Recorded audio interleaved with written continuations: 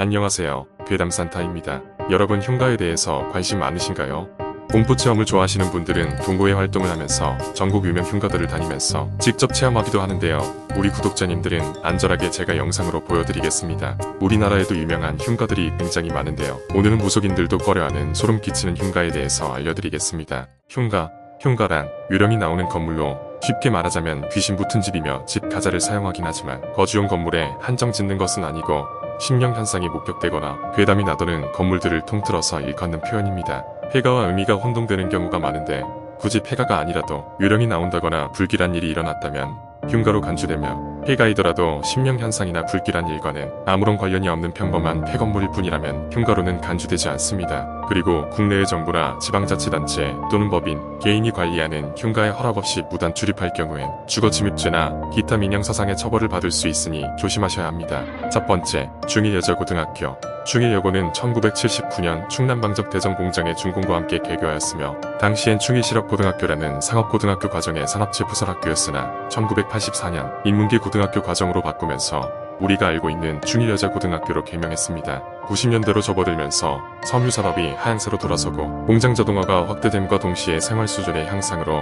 여학생들의 일반계, 고등학교 및 특성화 고등학교 진학률이 크게 늘어나고 생산직이 비선호 직종이 되면서 학생 수가 줄어든 데다가 2002년 모기업인 충남방적의 회사 정리 절차 신청 등의 경영난과 학생 수 감소로 폐교했습니다. 현재는 국내 폐교 중에서 가장 분위기가 외소세에서 국내 흉가체험의 성지로 불리고 있으며 주변에 가장 가까운 민가도 대전교도소 때문에 약 200m 이상 떨어져 있기 때문에 주민 민원도 잘 들어가지 않는 오지 폐교입니다. 중일여고에는 몇 가지 루머들이 있는데요. 첫 번째로 1층에 지하실이 있는데 습하고 물에 잠겨 있으며 엑소시스트라는 프로그램에서 퇴마사도 일반인들에게 절대로 지하실에는 들어가지 말라고 당부했습니다. 그 이유는 물이 있는 곳이라 수설기가 사람이 오기를 기다리고 있을지도 모르기 때문이라는데요. 두 번째 사진을 보시면 4층에 화재가 났던 교실입니다. 4는 불길한 숫자의 의미로 4층 교실에는 부적으로 결계가 쳐 있습니다. 그리고 4층에는 엉켜있는 줄이랑 인형 같은 게 많은데 그 이유는 강령술을 시도한 흔적이라고 합니다. 체험 온 사람들에게 인형을 만지면 귀신에 씌일 수도 있으니 절대 만지지 말라고 경고를 합니다. 중일여고 건물은 실제로 죄수가 탈옥해서 숨어 있다가 여고생들에게 나쁜 짓을 많이 했던 곳이며 사람들이 극단적인 선택도 많이 했던 곳이라고 하는데요. 그래서인지 다른 흉가들보다 원한이 많은 귀신들이 자주 목격됩니다.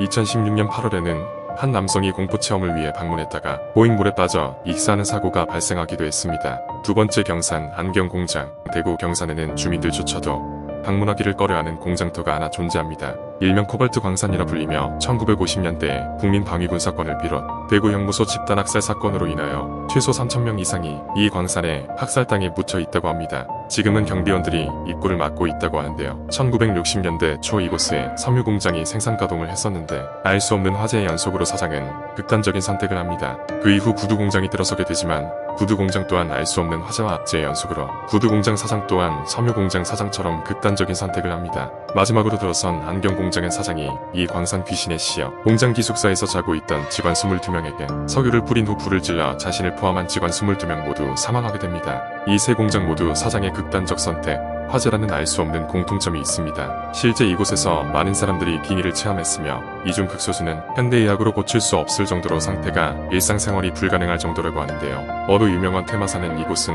강한 귀신들만 모여있기 때문에 일반인들은 절대 호기심에 아무런 준비 없이 들어가서는 안 된다라고 말했습니다. 이전부터 안경공장 근처에서는 목 없는 여자가 한밤중에 택시를 잡는다라는 소문이 돌았고 자동차 사고가 빈번했으며 어린 아이들이 아무것도 모르고 이곳에 놀러갔다가 실종되는 일도 많았다고 합니다. 여전히 많은 흉가체험 매니아분들이 입구가 막혀있지만 몰래 들어간다고 하는데요. 다만 경비원에게 걸리게 된다면 형사처벌을 받게 된다고 합니다. 가지 말란 곳은 가지 마세요. 세 번째, 제천 늘봉가든. 늘봉가든은 충북 제천시 봉양읍에 위치한 유명한 흉가입니다. 늘봉가든엔 굉장히 유명한 루머 3가지가 있습니다.